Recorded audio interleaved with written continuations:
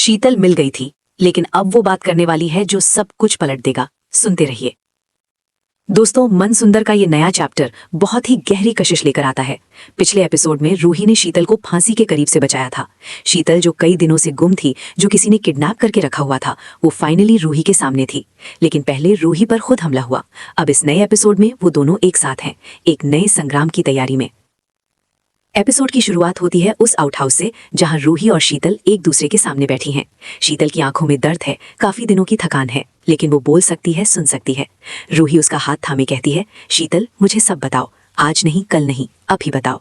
नाहर जी की जिंदगी इस पर निर्भर करती है। शीतल की आंखों में आंसू आते हैं। वो कहती है, मुझे पता था ये दिन आएगा, मुझे पता था कि एक दिन मुझे बोलना पड़ेगा। और फिर वो बोलती है सब कुछ, वो रात, वो हमला, वो जहर और वो चेहरा जिसने ये सब किया। शीतल का बयान सुनकर रूही के पैर जमीन पर जम जाते हैं। वो जो नाम शीतल ने लिया वो था, घर के अंदर का ही था। रूही ने जिस पर शक किया था, शीतल ने उसी का नाम लिया। एक बार नहीं, दो बार नहीं, 3 बार। वो बोल रही थी, मुझे डराया गया था, मुझे कहा गया था कि अगर मैंने बोला तो मुझे मार देंगे। रूही ने शीतल को गले लगाया। अब कोई नहीं मारेगा तुम्हें शीतल, मैं हूं ना। इस बीच जेल में नाहर एक नए दबाव का सामना कर रहे हैं। इंस्पेक्टर की जगह अब एक नया अधिकारी आया है, ज्यादा समझदार, ज्यादा खतरनाक। वो नाहर के पास आता है और कहता है, तुम्हारी रूही बहुत मुश्किल में है, हमें पता है वो कहाँ है। अगर तुम अपना कसूर कबूल करो तो हम उसे सेफ रखेंगे। नाहर का खून खौलता है। वो जानते हैं कि ये एक नया चालना है। वो उठते हैं, दोनों हाथ जाली पर थपते हैं और कहते हैं, मेरी रूही तुमसे ज्यादा मजबूत है, और अगर तुम सच में लॉ के बंदा हो तो सच्चाई की तरफ मुड़ो। अधिकारी मुस्कुरा के चला जाता है। नाहर की आंखें बंद हो जाती हैं। दुआ और उम्मीद, बस यही 2 हथियार अभी उनके पास हैं। घर पर अवनी की वापसी का माहौल धीरे धीरे ठंडा पड़ने लगता है। पापा जी अंदर जाते हैं, मम्मी जी किचन में हैं, समर भैया अपने कमरे में हैं और दादी बाहर बगीचे में बैठी हैं, अकेले। जूही उन्हें दूर से देखती है। जूही के दिल में एक सवाल है जो वो पूछ नहीं पाती, दादी जी क्या आप सच में सिख हैं या ये भी एक खेल है।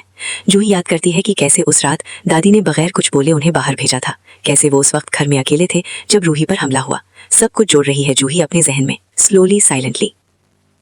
रूही अब शीतल को लेके घर वापस आने की तैयारी कर रही है, लेकिन पहले वो एक काम करती है। वो शीतल की वीडियो बनाती है, उसका पूरा बयान रिकॉर्ड करती है, अपने फोन पर सेफ रखती है, एक जगह जहां कोई नहीं ढूंढ सकता। फिर वो शीतल को ले जाती है एक सेफ घर में, एक पड़ोसी के यहाँ जो उन्हें जानता है, और वो कहती है, तुम यहाँ रहो, सेफ रहो, कल सुबह मुझे एक काम करना है, जिसके बाद सब कुछ बदल जाएगा। घर आते वक्त रूही की नजर दरवाजे पर पड़ती है। दादी वहां खड़ी हैं। रात के अंधेरे में उनका चेहरा एक तरफ रोशनी में आ रहा है, एक तरफ अंधेरे में है। रूही सीधा उनकी आंखों में देखती है, दादी भी देखती हैं। कुछ पल के लिए दोनों के बीच खामोशी होती है, और उस खामोशी में सब कुछ कह दिया जाता है। दादी अंदर जाती हैं, रूही सांखें लेती है। वो जानती है कि कल की सुबह सब कुछ नया होगा।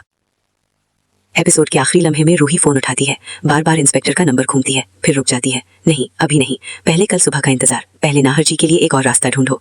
एक बार फिर खाटू श्याम जी का नाम होठों पर आता है। बाबा, कल का दिन मेरा नहीं, नाहर जी का, सिर्फ आपके हाथ में है।